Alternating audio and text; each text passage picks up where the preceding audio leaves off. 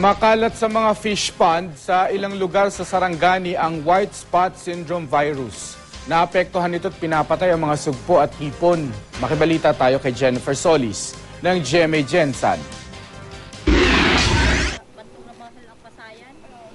Matapos makapag-harvest noong Nobyembre ng nakaraang taon, halos hindi na raw makapagpalaki ng mga sugpo ang mga taga-barangay Kawas sa Alabel, Sarangani. Halos maubos na rin ang mga prawn fry. Ang dahilan nito, ang pagkalat ng white spot syndrome virus o WSSV sa mga sugpo at hipon.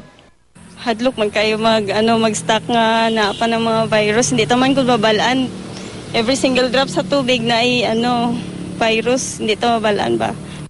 Dati na raw kumalat ang naturang virus sa lugar. Last 2006 sa mundo doon pato siya mong stock. Mauto na igo gimiato. Kung pwede pa lang emergency harvest na lang kung may mabilin pang mga stock. Emergency harvest na lang yun. Ayon sa BFAR, karaniwang tumatama ang WSSB sa mga maliliit pa lang na sugpo o hipon.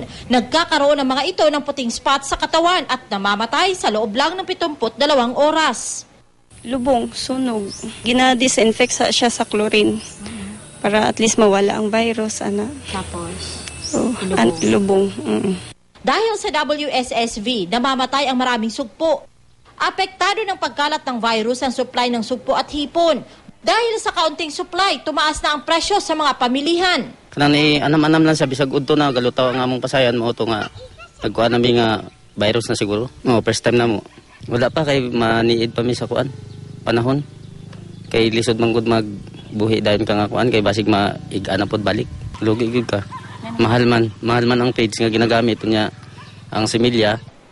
Ayon sa BFAR, wala namang masamang epekto sa kalusugan ng taong pagkain ng hipong kontaminado ng WSSV. Pero mahigpit pa rin ipinagbabawal ang pagbebenta ng mga ito dahil sa pangit na kalidad.